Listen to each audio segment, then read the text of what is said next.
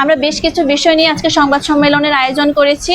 প্রথমত, চট্টগ্রাম বিশ্ববিদ্যালয় শাখা ছাত্রদল কর্তৃক আমাদের বিরুদ্ধে যে অযাচিত ভিত্তিহীন অভিযোগ এনেছে তার প্রতিবাদ করতে চাই।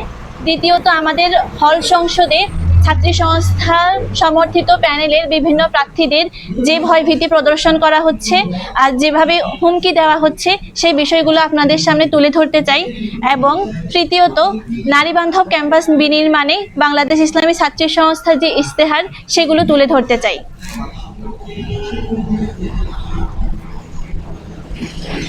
শামসুন্নাহার হলে আমাদের বিরুদ্ধে আনিত অভিযোগ সম্পর্কে বলতে চাই। আপনারা নিশ্চয় জানেন যে আমাদের ছাত্রী হলগুলোর আশেপাশে কোনো ফার্মাসি নেই, তাই জরুরি প্রয়োজনে বেসিক ওষুধগুলো প্যারাসিটামল, অ্যান্টাসিড কিংবা কাটা ছেঁড়া পোড়ার তাৎক্ষণিক প্রাথমিক চিকিৎসার কোনো ব্যবস্থাও হলের আশপাশে নেই, যার কারণে জরুরি অবস্থায় শিক্ষার্থীদের প্রায়ই ভোগান্তিতে পড়তে হয়। এই সকল বিষয় সামনে রেখে বেশ কিছু শিক্ষার্থীর অনুরোধে আমরা গত আগস্ট মাসে সবগুলো হলে ফার্স্ট এইড বক্স বিতরণ করি। খালেদা জিয়া হলে ফার্স্ট এইড বক্স দেওয়ার পরে যে ছবি তোলা হয়েছে তার এভিডেন্সে দেখা যায় এটি 22 আগস্ট স্থাপন করা হয়েছিল, হলে সিসিটিভি ফুটেজ দ্বারাও প্রমাণিত।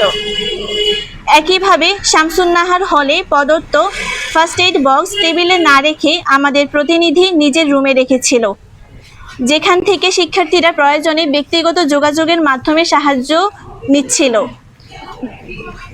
গত 23 সেপ্টেম্বর একজন দৃষ্টি প্রতিবন্ধী শিক্ষার্থীর হাত পুড়ে যায়।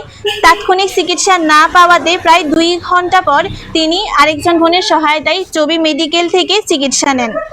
এই ঘটনার পর শিক্ষার্থীদের সিদ্ধান্তে এবং বিশেষত দৃষ্টি প্রতিবন্ধী বোনদের সুবিধার কথা চিন্তা করে ফার্স্ট এইড বক্সটি 30 সেপ্টেম্বর প্রহরী দাদুদের টেবিলে রাখা হয়, যাতে জরুরি প্রয়োজনে সহায়তা পাওয়া যায়। এটি কোনোভাবেই নির্বাচিত প্রচারণার অংশ ছিল না, বরং কল্যাণমূলক কাজ হিসেবে আমাদের সংগঠনের 3য় দফা কর্মসূচির অংশ। কিন্তু এই বিষয়টি ভুলভাবে উপস্থাপন করে কোনো সুনির্দিষ্ট প্রমাণ ছাড়াই বিশ্ববিদ্যালয় ছাত্রদল আমাদের নামে আচরণবিধি লঙ্ঘনের অভিযোগ এনেছে। ঘটনার বিস্তারিত না জেনেই চট্টগ্রাম বিশ্ববিদ্যালয় ছাত্র দলের এমন অভিযোগ অযাচিত এবং রাজনৈতিক শিষ্টাচার বহির্ভূত কাজ হিসেবে দেখছি আমরা। চাকসু নির্বাচনের আমেজ যাতে বিঘ্ন না ঘটে এবং নির্বাচন কমিশনের প্রতি শ্রদ্ধা রেখে আমরা শোকজ চিঠির যথাযথ জবাব দিয়েছি, তারা তা গ্রহণ করেছেন। বিভ্রান্তি এড়াতে আমাদেরকে বক্স তুলে ফেলার নির্দেশ দেওয়া হয়েছিল এবং আমরা সম্মান রেখে তা পালন করেছি। এরপর বিভিন্ন গুরুত্বপূর্ণ মাধ্যমে ছাত্রদল তাদের একপেশে বক্তব্য উপস্থাপন করে এবং কোনো সংশ্লিষ্টতা না থাকা সত্ত্বেও হল প্রভোস্ট ডক্টর ইসমাতারা হক ম্যামের বিরুদ্ধে শপথভঙ্গের অভিযোগ করে।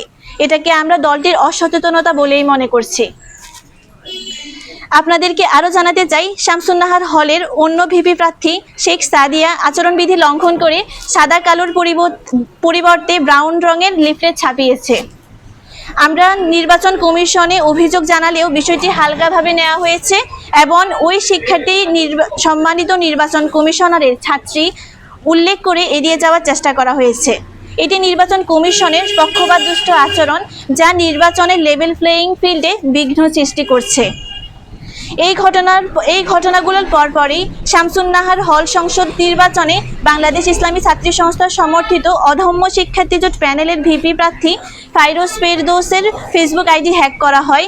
একই সঙ্গে আমাদের প্যানেলের আরেকজন প্রার্থী বিজ্ঞান, তথ্য প্রযুক্তি ও গবেষণা বিষয়ক প্রার্থী তাসনিমকে ব্লকের সবার সামনে প্রকাশ্যে স্বতন্ত্র প্যানেলের প্রার্থী সীমা কর্তৃক হুমকি দেওয়া হয়। এছাড়াও বিজয় 24 হলে আমাদের দৃষ্টি প্রতিবন্ধী প্রার্থী আয়েশা আক্তার তন্নি আপুকে রাত 3টায় মেসেজ দিয়ে হুমকি দেওয়া হয়, যাতে সে আমাদের প্যানেল থেকে সরে দাঁড়ায়। অনেক ক্ষেত্রে দেখা যাচ্ছে পূর্বে দলীয় রাজনীতিতে যুক্ত থাকা কিছু প্রার্থী নিজেদের স্বতন্ত্র বা সাধারণ প্রার্থী হিসেবে পরিচয় দিয়ে এখন কাজে যুক্ত হচ্ছেন, যা অত্যন্ত নিন্দনীয়। কিন্তু আগের ঘটনার মতো এবারও আমরা সুষ্ঠু সমাধান পাবো কিনা তা নিয়ে আশঙ্কা বোধ করছি। এর প্রেক্ষিতে আমাদের মাধ্যমে প্রশাসনকে আহ্বান জানাচ্ছি একটি সুষ্ঠু লেভেল প্লেয়িং, নারীদের হয়রানি মুক্ত নির্বাচনী পরিবেশ নিশ্চিত করা হোক।